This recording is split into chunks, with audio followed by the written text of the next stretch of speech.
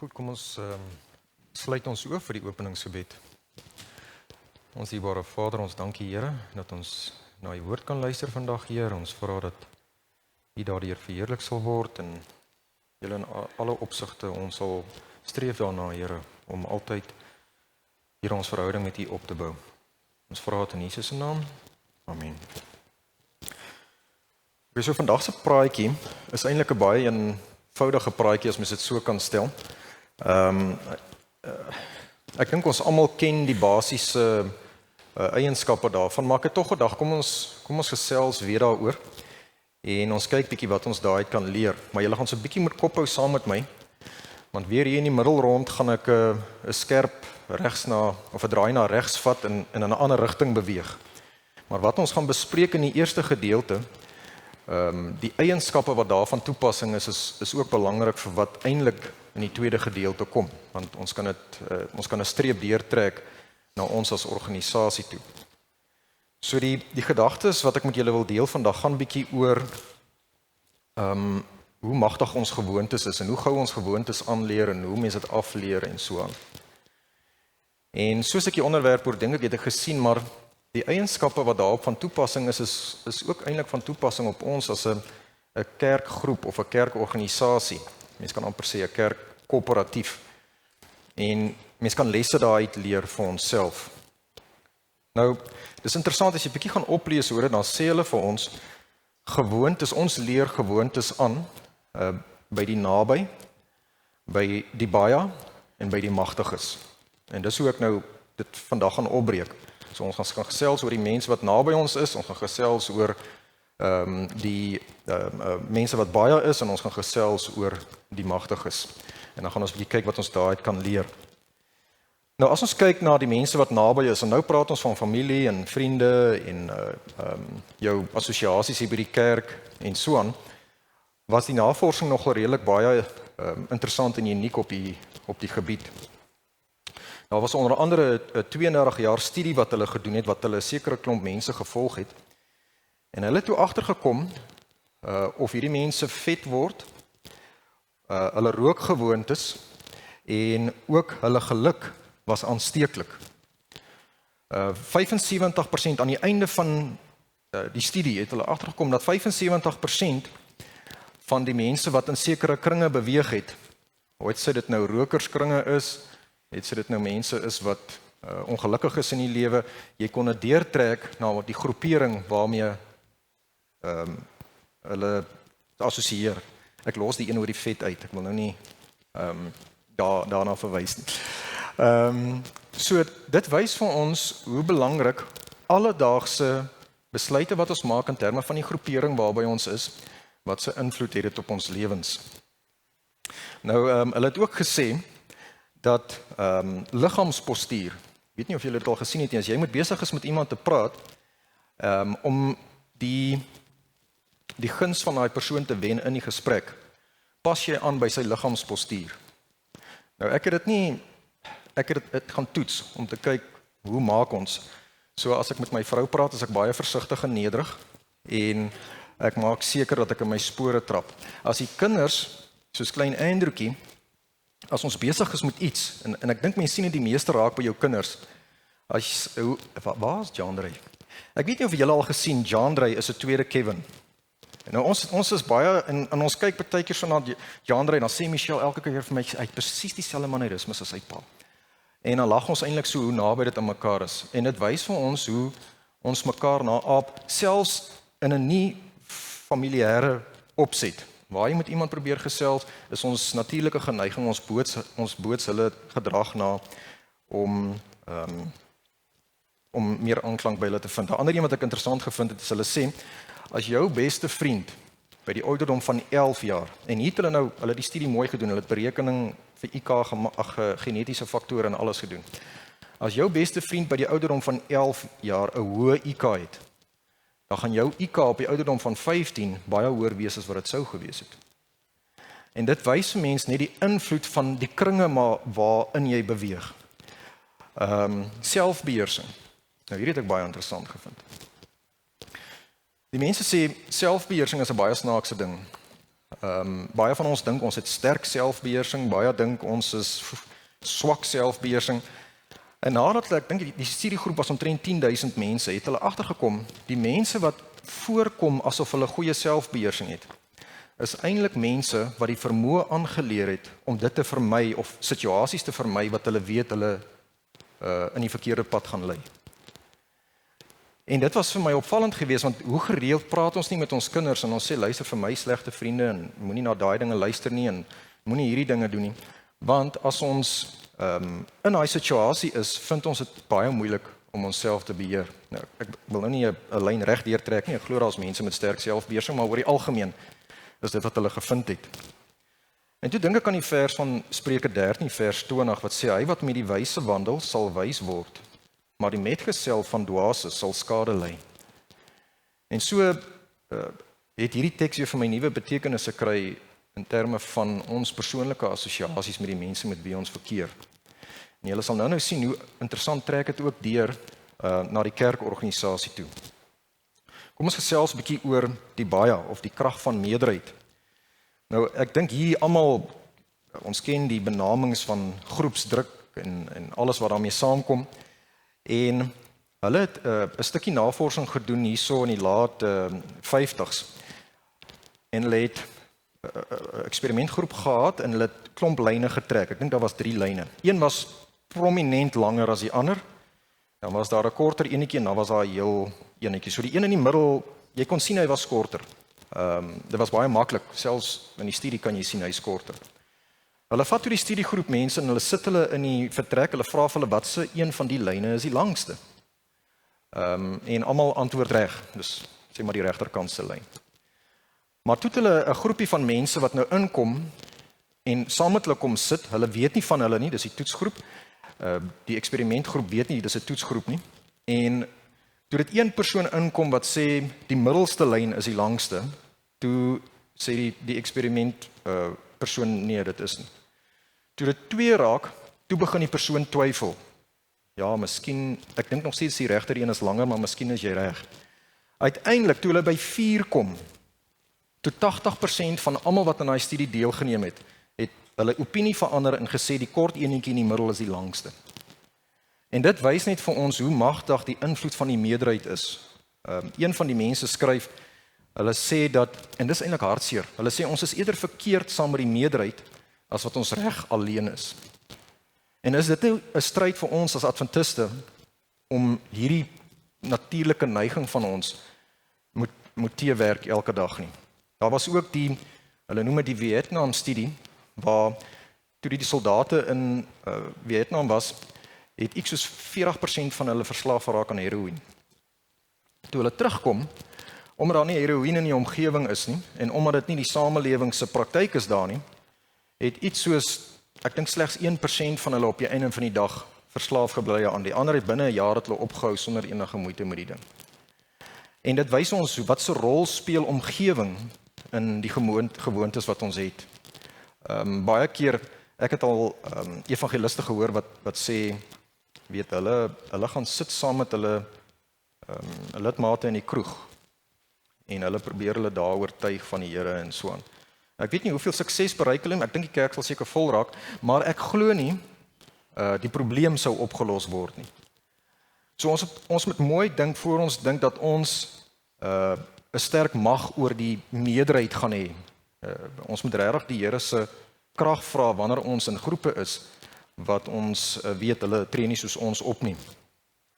Nou hierdie goed kan alles positief of negatief wees. Ek dink aan Romeine 12 vers 2 wat vir ons sê en word nie aan hierdie wêreld gelykvormig nie, maar word verander deur die vernuwing van julle gemoed. En in hierdie groepsituasies is dit belangrik vir ons om te weet waar ons krag vind. Dit is in die Here en in sy woord. En die oomblik wat ons begin wegbeweeg van die Here se beginsels af, dan kry ons onsself in situasies waar ons baie gaan sukkel om nie iets daarvan in onsself op te neem of om die ander groep te oortuig nie. Kom ons kyk bietjie na die magtiges. Die studie sê invloedryke mense. En as ek nou praat van invloedryke mense, dan is dit nou ontgaan die Afrikaanse woord my. Flieks. flieksterre, Hollywoodsterre, almal wat op die TV is, dit kan selfs predikante wees wat ons sterk aanhang. Dit is mense met invloed in ons lewens en ook invloed publiek. En hulle sê, die rede hoekom ons hierdie mense aanhang, is die feit dat gewoonlik saam met so iets kom maar status, daar kom beroemdheid, en saam met dit kom maar ook sekere voordele. Nou, hulle het 'n studie gedoen, byvoorbeeld, hulle het dit genoem die Bobo Pop eksperiment, waar die ouers saam met hulle kindertjies, en hulle seker gemaak die ouers is nie gewelddadig nie en ook nie die kinders nie. En hulle dan in die kamer ingestap en het 'n groot pop aan die een kant van die vertrek gestaan, en dan die ouers sommer uit vrye wil uit die pop begin slaan. En dan terwyl die kind hier aan die een kant staan en kyk na die storie. Dan gaan hulle uit en dan kom die kinders weer terug en dan kyk hulle wat doen die kinders met die pop nadat hulle gesien het wat doen ma en pa met die pop. En die kinders se gedrag was spesifiek ma en pa se gedrag. Onthou daar was getoets vir aggressie, daar was nie aggressie nie, daar was nie al die dinge. Hulle het ingekom en hulle begin die pop slaan. En dit was iets vreemds. Die ouers het gesê, "Kan jy glo ek ken nie my kind so nie." En dit wys vir mense hoe nie net hoe na aap jou kinders jou gedrag nie, maar ook hoe beïnvloed gesagsstrukture waarna ons kyk. Nou ek weet nie of u al opgelet het as een van hierdie rocksterre doodgaan of Hollywoodster doodgaan. Dan daar's mense wat huil. Jy kan dink hulle is huisvriende met daai mens, maar hulle bly in Kenia en die een is in Amerika. Jy weet, en dis 'n gehuilery en 'n gesaanik en dit lyk of daai mense se lewe tot 'n einde kom. Ek het dit gesien, ek weet nie wie van julle, ek het dit nog gevolg nie oor die rockster nie, maar oor die hofsaak agter dit hierdie hele Johnny Depp verhoor. Ek het dit nogal geniet hoe die Amerikaanse regstelsel werk. Maar elke keer as hy by die hof kom, dan is hier vrouens wat hier rond staan, so 'n groepietjie ondersteuners, en jy hoor hoe skree hulle van ons is lief vir jou en trou met my en al daai dinge. En dit was my vreemd. Ek het myself gesê ek verstaan nie hoekom gaan hulle so aan nie. En hulle sê dit is meer van toepassing op jong kinders ook. Maar hier in hierdie geval kry ons groot mense wat dit doen. En dit het 'n bietjie gaan oplees daaroor, hulle noem dit parasosiale gedrag. So daar's actually 'n mediese term daarvoor, waar jy in 'n beeldverhouding betrokke raak met hierdie mense, of 'n skaduverhouding betrokke raak met hierdie mense in jou kop, jou brein, sê vir jou, jy's in 'n verhouding met daai mens. Hulle raak lief vir daai mens, hulle raak verknog aan daai mens, as daai mens enigiets doen, hulle doen dit na, en ons wonder vir onsself, hoekom kry ons kinders, wat oornag, dan is ons pikswart, en donker, en die naels word ge-Q-tex, en jy kry dit nie by meisiekinders nie, jy kry dit ook by seuns. En jy kan nie verstaan, wat het met die siel verkeerd geloop. En eintlik, as jy gaan kyk na met wie assosieer hy, is dit die parasosiale gedrag wat hulle namaak. 1 Korintiërs 11 vers 1 sê vir ons, wees my navolgers, net soos ek ook 'n navolger van Christus is. Die Engelse Bybel sê dit baie, hy sê, imitate me as I imitate Christ. Boots my na, soos wat ek Christus naboots. En vir ons as volwasse adventiste, vir ons as jong adventiste, is hierdie baie belangrik. Wie is jy besig om op die troon in jou lewe te stel? Ek wil nou nie melodramaties klink nie, maar wie is jy besig om eers te stel in jou lewe? Wie is jy besig om na te kyk as 'n rolmodel in die lewe? Die Bybel leer vir ons moet Christus as ons rolmodel gebruik.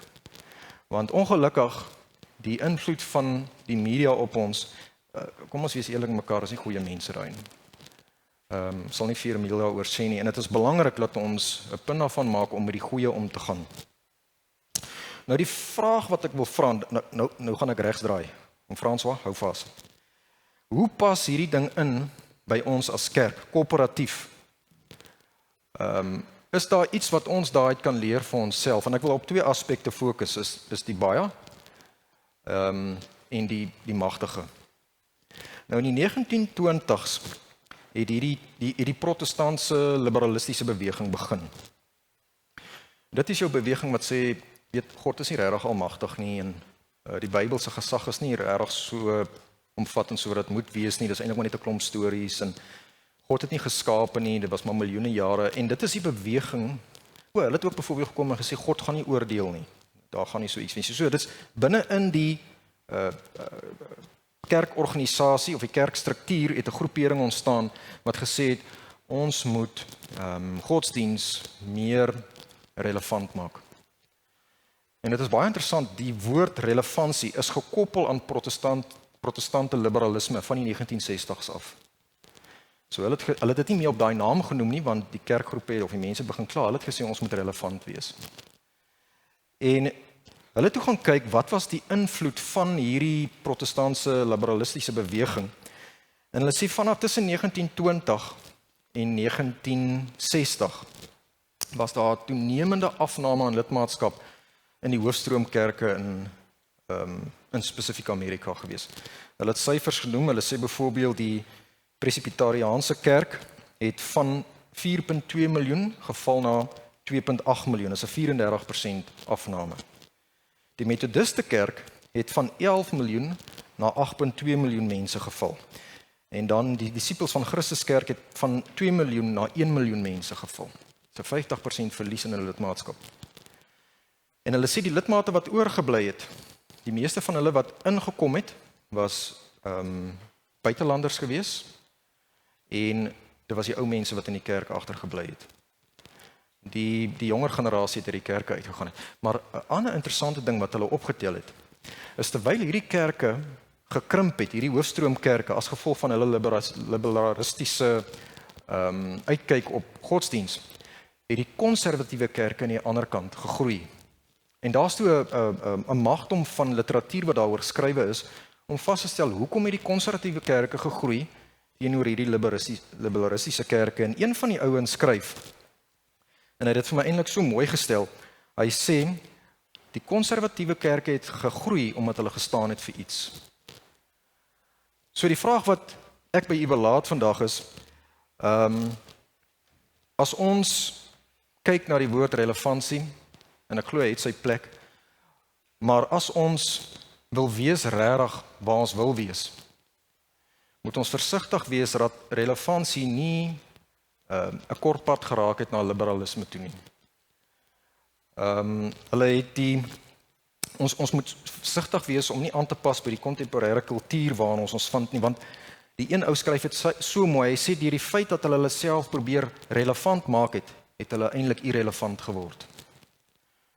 So die invloed van die hoofstroomkerke rond ons, die baie, as ons as adventiste vir mekaar moet sê, wat doen ons daaraan, hoe beïnvloed dit ons? En ek kan vir julle sê, in die adventiste kerk is daar 'n sterk stroming nou, wel eintlik al 'n geruime tyd, na liberalisme toe. Die gees van profesie word nie meer aanvaar nie. Hulle glo jy moet net die evangelie spreek, so profetiese leer in die kerk is uit. En ek meen as jy die adventiste se profetiese leer wegvat, wat is daar dan wat ons anders maak as die kerk daar buitekant? Dis profesie wat hierdie kerk op die been gebring het, en dit is ook profesie wat ons na die einde toe gaan vat. As ons bietjie gaan kyk na Openbaring 14 vers 12, en ek wil graag julle met saam my soen toe blaai. Want ek het vir myself gevra die vraag, hoe bly ek relevant as 'n kerk in die tyd waarin ek is? So ek neem in ag van alles wat daar buitekant aangaan, ek neem in ag daar's baie egskeiding, ek neem in ag gesinsgeweld is baie hoog, ek neem in ag daar's groot probleme met dwelms, maar hoe bly ek relevant tussen dit alles, sonder dat ek my beginsels en die uniekheid van ons kerk opoffer? Nou Openbaring 14:12 gee die antwoord vir ons. Hy sê hier kom die leidsaamheid van die heiliges te pas. Hier is hulle wat die gebooie van God en die geloof in Jesus bewaar. So daar's basies 3 eienskappe wat ons as adventiste uniek maak. Hy praat hier van die uitverkore kerk. Dus die eerste een is ons geduld. Die feit dat ons kan staan vir die woord van God te midde van vervolging, te midde van uitjouing en uitkruiting, is ons geduldig om deur die versoeking te kan staan totdat die Here gaan kom. Die tweede eienskap is die gebooie van God. En ek dink nie as adventiste hoef ek veel daarop in te gaan nie, want dit is ons sterk kenmerk, is die gebooie van God. En dan die derde eienskap, die Afrikaanse Bybel sê die geloof in Jesus Christus, die ander vertaling sê die geloof van Jesus Christus. En as 'n ou dit gaan lees, dan sê hulle vir jou, wat daai vers vir ons sê is, dit is hulle wat die karakter van Jesus het. So as jy die evangelie gaan opstudeer en jy gaan kyk, wat is Jesus se karakter? Jesus se liefde, Jesus se vertroue in homself dat hy die lam van God is. Jesus se soendood vir ons. Al daai dinge is saamgevat in hierdie vers. En hulle is almal dit eens dat as Adventiste, as ons uniekheid wil behou, dan moet daar 'n goeie balans wees tussen hierdie drie. Die een oorskryf nie die ander een nie, die een maak nie die ander een dood nie, maar ons gee aan elkeen die gewig wat hom toekom binne. Dit is soos 'n 3-pot poot. Jan, julle hou van potjie kos.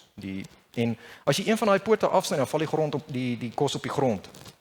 En so is dit ook in ons kerk. Dis wat die teks vir ons sê. Hierdie is die 3 eienskappe wat julle moet hê as Adventiste om relevant te bly in die tyd waarin julle is. Die laaste een waaroor ek wil gesels, vind ons in Openbaring 5. En ek het nog altyd gewonder oor hierdie ding oor die mense wat sê, weet die Nuwe Testamentiese God is anders as die Ou Testamentiese God. Dit maak vir my absoluut glad nie sin nie. Ek werk nog aan die argument.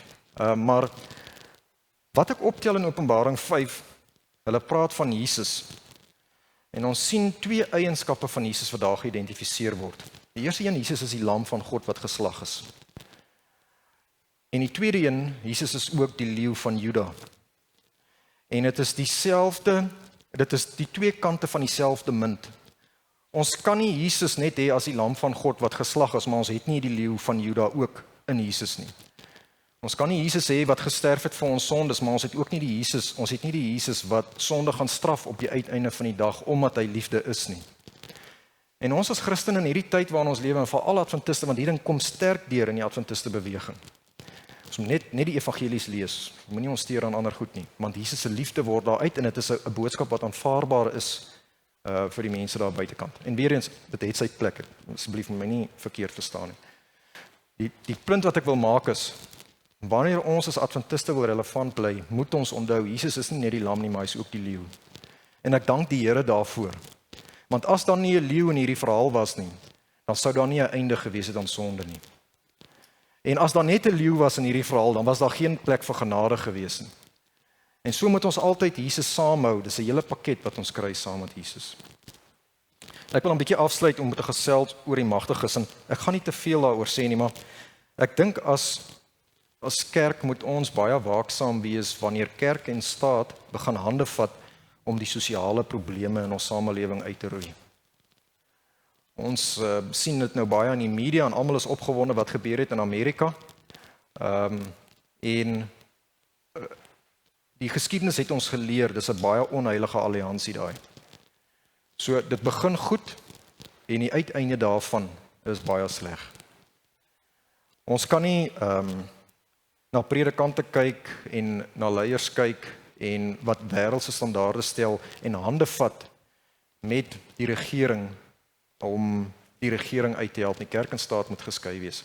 En uit ons profetiese boodskap uit weet ons dat aan die einde van tyd waarin ons as Adventiste gaan leef, gaan dit die hoofmeganisme wees waarmee sekere wetgewing, sondagwetgewing afgedwing gaan word. En as ons met hierdie eienskappe wat ek bespreek het nou aanvanklik oor ons gewoontes, hoe ons gewoontes aanleer, wat ons daarmee doen en hoe dit 'n invloed het op ons kerk en op onsself as 'n kerkorganisasie, is dit baie belangrik dat ons goed gevestig is in die Here en seker maak dat wanneer daai tyd kom, ons nie daardeur opgesluk sal word nie. So vriende, my gebed is dat soos ons hierdie goed oordink, kom ons maak weer werk daarvan om te kyk watter gewoontes leer ons aan, nie net in ons persoonlike lewe nie, maar ook in ons kerkorganisasie. Want uiteindelik gaan hierdie goed almal na 'n punt toe dryf in die einde van tyd, en dit is my begeerte dat ons almal gereed sal wees om Jesus te ontmoet. Kom ons sluit ons oor.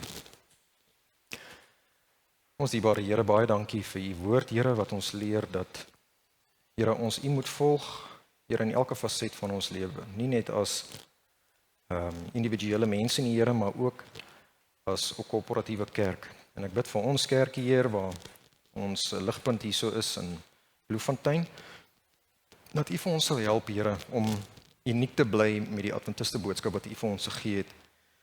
En help vir ons om harmonie te vind, Here, in die eienskappe wat u aan ons toegeskryf het.